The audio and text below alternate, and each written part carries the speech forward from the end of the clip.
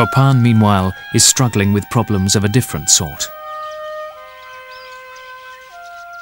When one of its most powerful rulers is captured and beheaded, faith in the divine authority of the kings wavers.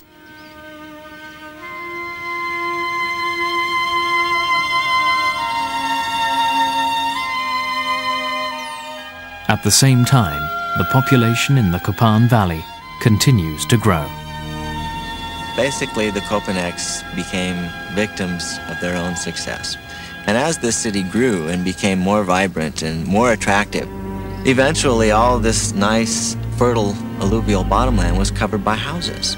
And they were basically cutting themselves off from their own food source. As time went by, all of the forest was eliminated. This caused wide-scale erosion throughout the valley. This eventually resulted in less rainfall, and people just weren't able to live here anymore.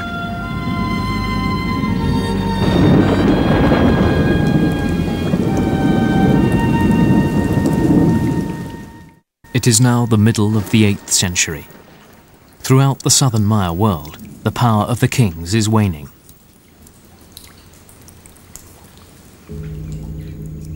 Disease and hunger are becoming commonplace. People begin to drift away from the cities. In Europe, the Dark Ages are halfway over. Here in the jungle, they are just beginning.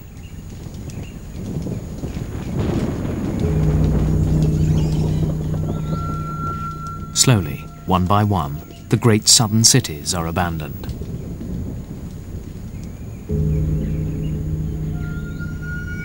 In 761, the king of Dos Pilas is captured and killed. From that point on, there are no more hieroglyphic inscriptions here. The last written date at Palenque is 799.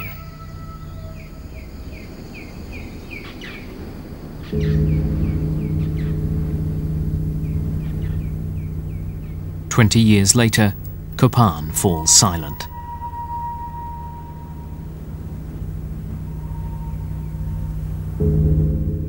Caracol stops recording in 859.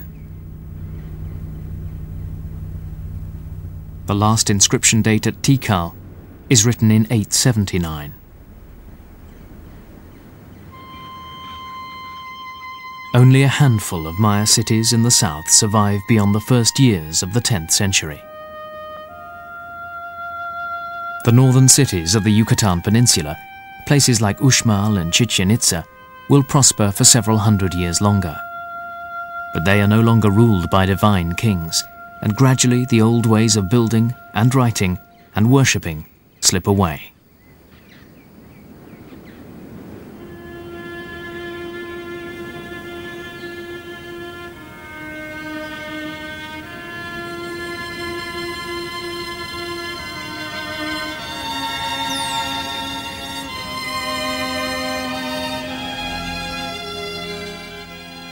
The classic Maya civilization is at an end.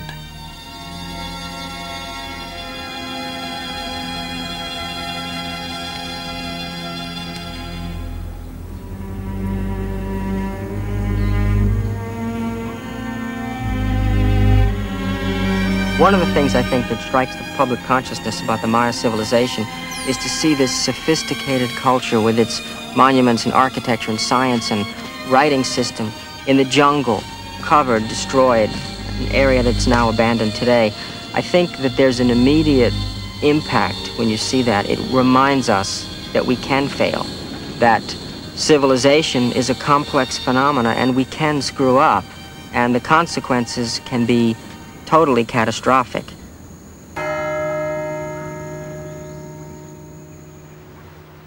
Yet, while the classic Maya civilization may have disappeared, the Maya people have not. For 3,000 years they have survived the ambitions of their own kings and those of foreign conquerors. And once again, they are under assault.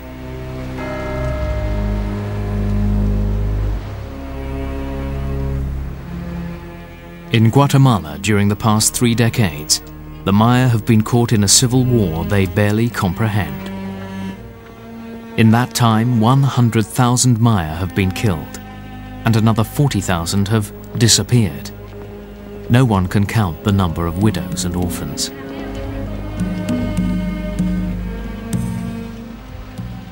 And through it all, they endure.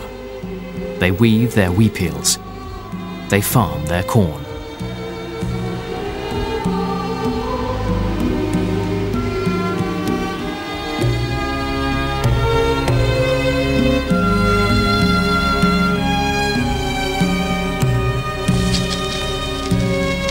I feel that the Maya of today are very much in the same traditions as the classic Maya. What they've lost is that big covering, that overlay of nobility. And they dropped it themselves. They basically told the kings, that's it, you're not working anymore, and they went in to continue their own lives. I don't like it when people talk about the Maya collapse, because they never collapsed. They evolved, they went through different hard times, good times, bad times, but they're still with us. They still maintain their customs, they still maintain their ways of organizing their societies, and it's very exciting to see how much of the ancient Maya way of life is still alive and well.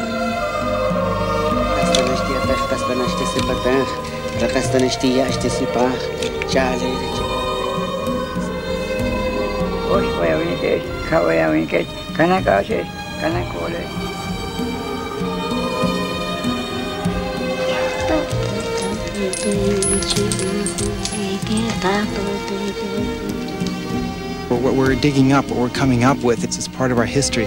And the men that lived here are some of the greatest men we've ever had. And it's a fact that we're getting to know more and more and more about the life of these people, more than I ever thought was possible.